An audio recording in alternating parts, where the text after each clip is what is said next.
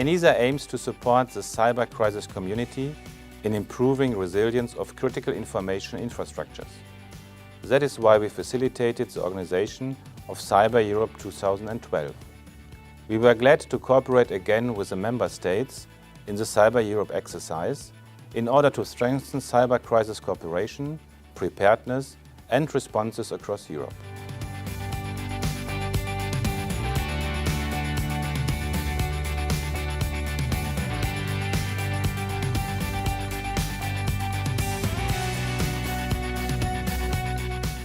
Critical information infrastructures are becoming the cornerstone of Europe's society and economy. Protecting them is extremely important, not only for Europe, but for ENISA, of course.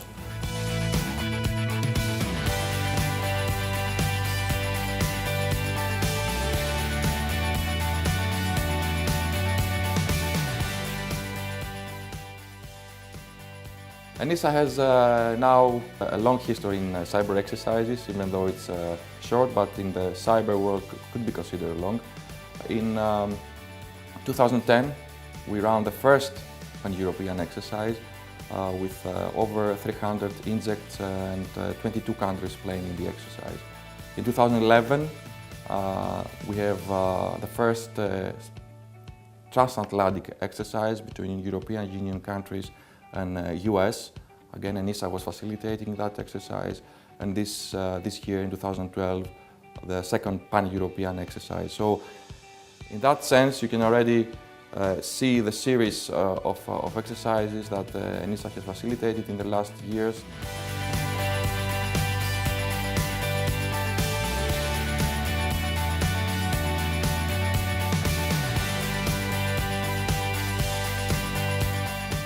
Cyber Europe 2012's objectives are to test the cyber crisis cooperation mechanisms between member states, meaning that we will try to see how they would engage each other in case Europe would face a major cyber crisis.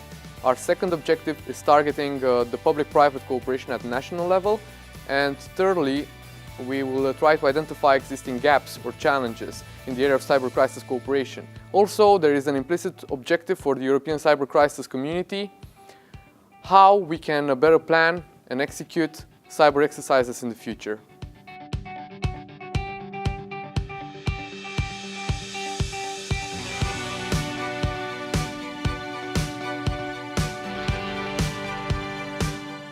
Well, we'll have some people at the Exercise Control Center, both that will manage the overall exercise. Then we have some people that are the national moderators that will handle their national part of the exercise. And then in all of the countries playing, we will have people that sit in their normal functions, in their normal roles, where they deal with cyber incidents. And we will then send them some fake incidents that they will have to deal with. They will have to communicate with their counterparts in the public and private sector, and the public sector players will have to communicate with players in other countries.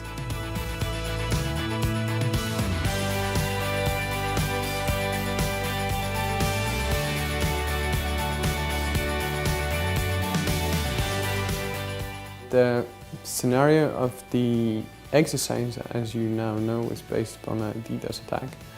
You have to know that we looked at a variety of types of scenario over the last 2 years, from advanced persistent threats, and that is the threat that we face most these days, to SCADA attacks that worryingly enough we see more and more these days. But actually in an exercise of this scale, the scenario is secondary.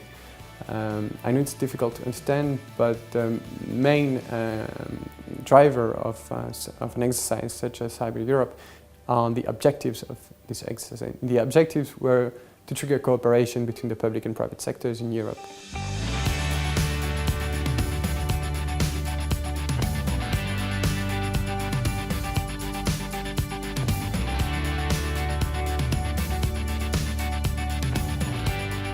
Well, there are three objectives. One is for sure to test the current facilities of crisis cooperation in Europe.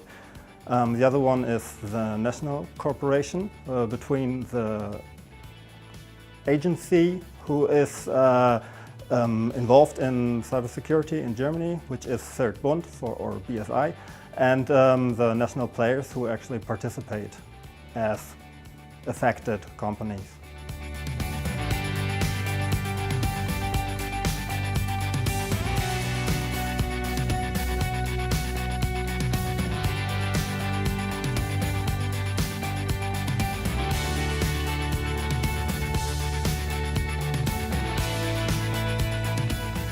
First of all, the layout of the scenario was intended to create a huge botnet to attack different crucial services. The attackers, they don't need to focus on coding their own tools, they are just buying on the black market the tools that are already out there. DDoS attack is distributed denial of service attack when certain services are denied to access. For successful rollout of the attack, for the DDoS attack to be successful. We customized heavily all the ideas.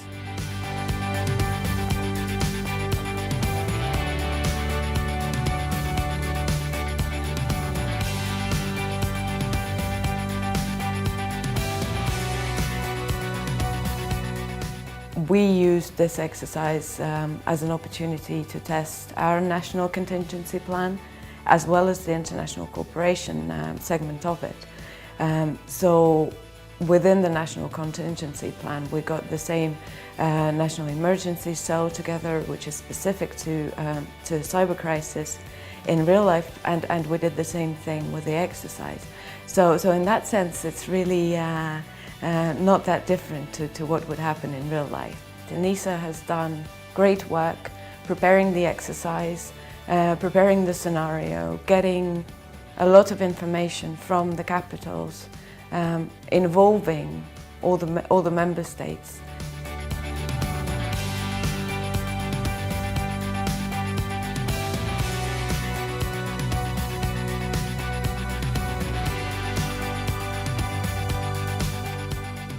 The results of the exercise will be used by the European Commission and the Member States to improve their cybersecurity strategies, and we hope will pave the way for more and more secure cybersecurity capabilities in the Member States in the near future.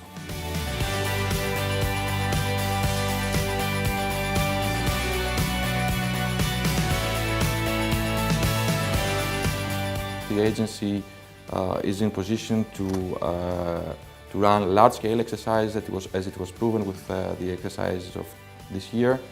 And yeah, I think we are a center of expertise when it comes to big cyber exercises.